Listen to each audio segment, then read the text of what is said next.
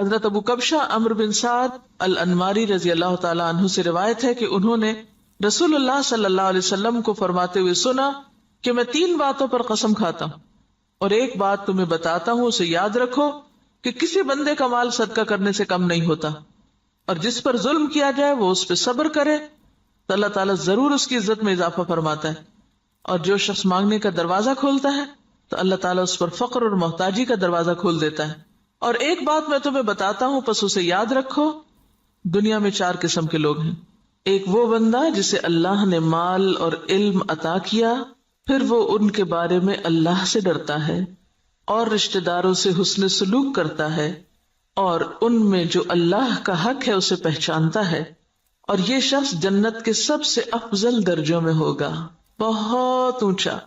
اور وہ بندہ جسے اللہ نے علم تو دیا مگر مال نہیں دیا، بس وہ سچی نیت رکھتا ہے اور کہتا ہے اگر میرے پاس مال ہوتا تو یقیناً میں بھی فلاں آدمی کی طرح عمل کرتا، اور فلاں سے مراد اس کی اوپر والی کیٹیگری ہے کہ جس شخص کو اللہ نے مال اور علم دونوں دیے، بس اس کی نیت یہ ہے تو اس کا اور پہلے شخص کا اجر برابر ہے، وہ بھی درجوں کے اعتبار سے قیامت کے دن بلند ترین درجوں میں ہوگا۔ اور وہ بندہ جسے اللہ نے مال دیا اور علم نہیں دیا، بس وہ بغیر علم کے اندھا دھند طریقے سے خرچ کرتا ہے، اس کے بارے میں نہ اپنے رب سے ڈرتا ہے، نہ رشتہ داروں کے حقوق ادا کرتا ہے، اور نہ اللہ کا کوئی حق اس میں پہچانتا ہے، نہ اللہ کا حق دیتا نہ بندوں کا، تو یہ سب سے بدترین منزلت پر ہے۔ اور وہ بندہ نہیں عطا کیا اس کو اللہ نے مال اور نہ علم، تو وہ کہتا ہے اگر میرے پاس مال ہوتا تو یقیناً میں بھی فلاں آدمی کی طرح عمل کرتا، اور فلاں سے مراد اس کی اوپر والی کیٹیگری ہے جو اپنا مال بے انتظامی سے اندھا دھند خرچ کر رہا ہے، بس اس کی نیت یہ ہے تو ان دونوں کا بوجھ برابر ہے۔ اب آپ یہاں دیکھیے کہ آپ صلی اللہ علیہ وسلم نے ساری دنیا کے لوگوں کو 4 حصوں میں بانٹ دیا۔ ایک وہ جس کے پاس مال بھی ہے اور علم بھی ہے، اور جس کو اللہ یہ 2 نعمتیں دے دے اس کی خوش قسمتی کا تو کیا ٹھکانا۔ وہ کیا کرتا ہے؟ مال کو اپنے علم کے ساتھ ایسی ایسی جگہوں پہ خرچ کرتا ہے جہاں سے وہ بہترین فائدے اٹھاتا ہے، یعنی درجہ یا اس کا اجر اور ثواب بہترین پاتا ہے۔ یہ بالکل ایسے ہی ہے کہ جیسے آپ دیکھیں ایک بالکل ان پڑھ تاجر ہوتا ہے جو نہ مارکیٹ کو جانتا ہے، نہ تجارت کے اصول قاعدے جانتا ہے، نہ اسے کوئی پتا ہے، اور وہ تجارت کرنے کھڑا ہو جاتا ہے، تو وہ مال کہاں لگائے گا؟ گواں بیٹھے گا، لاس کر لے گا۔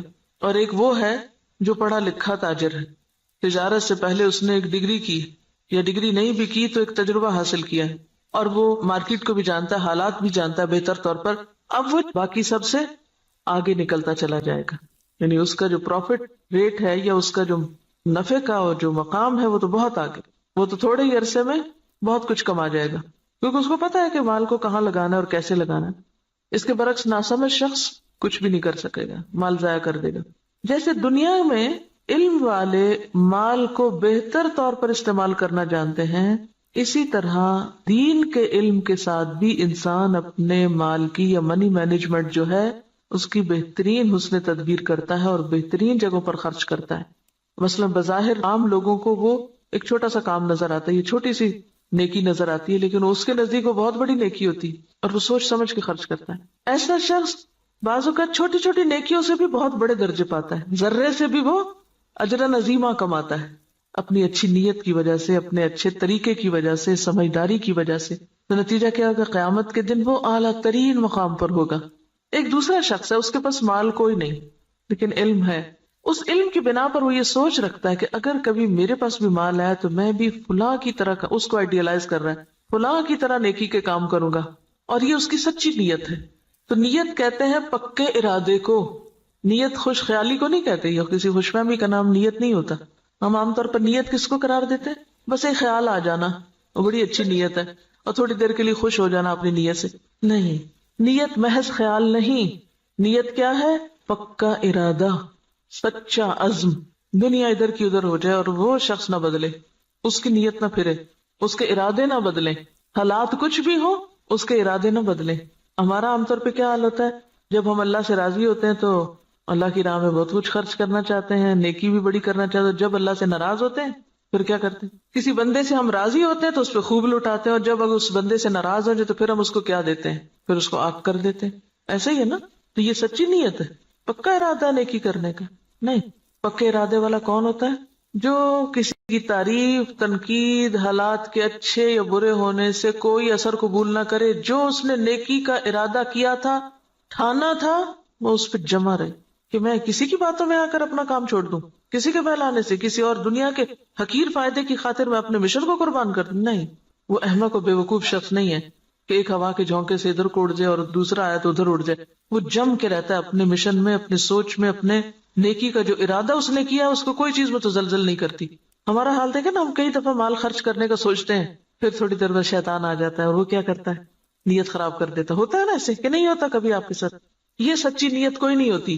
سچی نیت تو وہ ہوتی ہے کہ بس آپ نے کر لی اور اب دنیا ادھر کی ادھر ہو جائے اور آپ نے کرنا ہی کرنا ہے.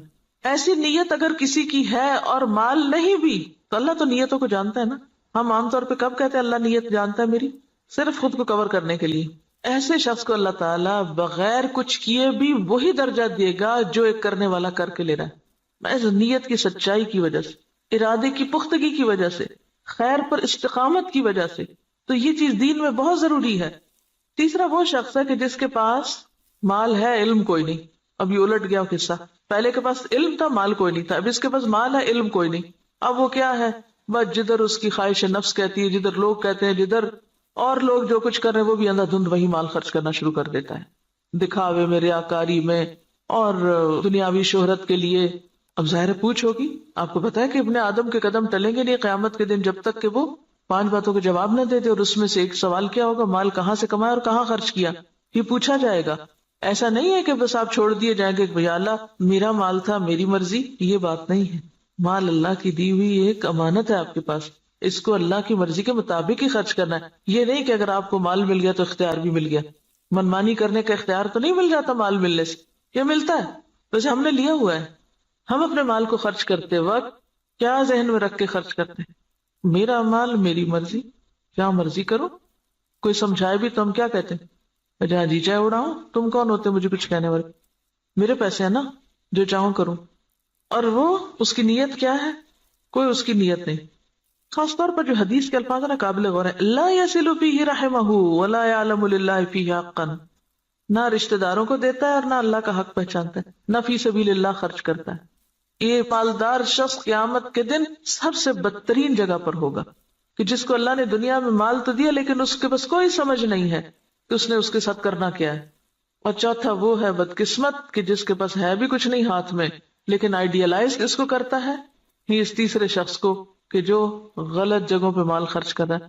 عام طور پر ہم لوگ کس کی پیروی کرنا چاہتے ہیں؟ اس شخص کی جس کے پاس مال ہے اور وہ نیکی کے راستے میں خرچ کرتا ہے، یا اس کی جس کے پاس مال ہے اور وہ دکھاووں کے لیے خرچ کرتا ہے؟ انڈیا کا کوئی امیر ترین شخص اور وہ کہتا ہے کہ میں کھانا تو 2 وقت کا کھاؤں گا، لیکن اگر کوئی شخص اعلیٰ تعلیم حاصل کرنے کے لیے وظیفہ چاہے تو اپنے مال میں سے اس پہ خرچ کروں گا. تو یہ کیسی مثال ہے نا کہ اس کے پاس ہے بہت کچھ لیکن وہ صرف ذاتی عیاشی میں نہیں اڑا رہا، وہ اعلیٰ مقاصد میں خرچ کر رہا ہے. اور لوگوں کے لیے ایک مثال یہ بھی، اور ایک وہ شخص ہے کہ جس کے پاس ہے اور وہ محض خواہشات کی تکمیل میں اور ذاتی خوشی میں خرچ کر رہا ہے. تو نتیجہ کیا ہے؟ باقی لوگ بھی اس کو آئیڈیالائز کر رہے ہیں اور وہی کچھ کر رہے ہیں. آج آپ دیکھیں کہ ہمارے معاشرے میں جس طرح نمود و نمائش ہو گئی ہے یا اس کے مظاہر جو نظر آتے ہیں، اس کے پیچھے کیا چیز ہے؟ فضول خرچی کے پیچھے کیا نفسیات ہوتی؟ دکھاوا اور نمود و نمائش کے پیچھے کیا ذاتی بڑائی کا جذبہ کہ لوگ مجھے بڑا مان لیں. تو قیامت کے دن ایسا شخص کہاں ہوگا؟ اخبث المنازل اسفل سافلین، وہ سب سے نیچے ہوگا کیونکہ اس نے اللہ کی نعمت کا غلط استعمال کیا.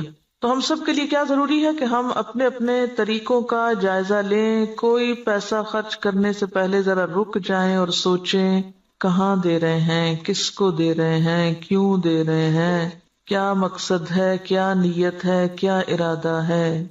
اور اگر مقاصد چھوٹے چھوٹے ہیں، صرف دنیا سامنے ہے تو چھوٹا دل ہے اور چھوٹی جزا ہے. اور اگر دل بڑا ہے، مقاصد بڑے ہیں تو ذات سے بھی کاٹ لیں گے، اپنے آرام سے بھی کاٹ لیں گے اور بڑی جگہ پر انویسٹ کریں گے. صرف زبان کے ذائقے پر ہی خرچ کرتے چلے جانا، صرف دل کے سکون میں لباس پر ہی خرچ کرتے چلے جانا، صرف اپنی ذات ہی کو یا اپنے ہی آرام کو دیکھتے چلے جانا اور دین کے اور اعلیٰ ترین مقاصد کو بھول جانا، تو دنیا میں بھی مسلمانوں کو کس سے دوچار کر رہا ہے. اب دیکھیے، ہم نے بہت اس پر پہلے بھی بات کی تھی کہ ترقی یافتہ قومیں، آپ کو پتا 40% تک ٹیکس ہوتا ہے ان کا، 40 بازوں کا 60% بھی ٹیکس ہوتا ہے، کہ آپ نے 100 روپے کمایا 60 روپے دے دیجئے گورنمنٹ کو، وہ آپ کے لیے سڑکیں بنائے، اسپتال بنائے، ریسرچ سینٹر قائم کرے تاکہ قوم ترقی کرے۔ ہمارا کیا حال ہوتا ہے کہ ہم جتنا بھی کمائیں وہ سارے کا سارا پلٹ کر اپنی جیب میں ڈالیں، گھر ہمارا محل ہو، سڑک اور گلی چاہے ہماری ٹوٹی پھوٹی ہو۔ اسی وجہ سے ہم اس حال میں ہیں کہ ہم بڑے مقاصد میں خرچ نہیں کر سکتے، اپنی ذات کے لیے اور اپنے ہی لیے، اور پھر اپنے اوپر خرچ کرنے کے لیے ایسے ایسے طریقے اختیار کرتے ہیں کہ جس سے اجتماعی فائدہ پیچھے چلا جاتا ہے۔ اب دیکھیے کہ ایک قطرہ جب دریا میں ملتا ہے تو کیا ہو جاتا ہے، وہ کیا کہلاتا ہے؟ دریا کہلاتا ہے۔ اور جب وہ صرف قطرہ رہتا ہے تو وہ اپنی انفرادیت بھی کھو دیتا ہے، اپنی آئیڈینٹی بھی ختم کر دیتا ہے۔ اگر ہم صرف اپنی ذات کو نمایاں کرتے رہے تو ختم ہو کے رہ جائیں گے، اور اگر ہم نے یہ سب کچھ اچھے مقاصد کے لیے اپنے آپ کو بھی اور اپنے مال اور اپنے اوقات کو بھی لگایا تو پھر اعلیٰ ترین منازل پا سکتے ہیں۔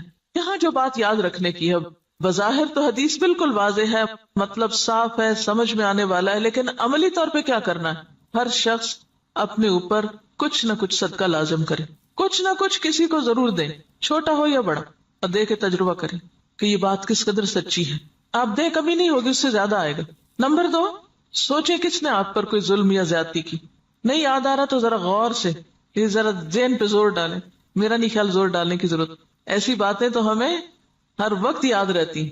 کس نے میرے ساتھ کیا زیادتی کی ہوئی، سوچیں کس نے میرے ساتھ کیا ظلم کیا اور میں نے اب تک اس کو معاف نہیں کیا، ان سب کو آج معاف کر دیں، اور اپنے دل سے ان ظلم و زیادتی کے باتوں کو نکال کے دروازہ بند کر دیں، صاف کر دیں، صفائی کر دیں دل کی۔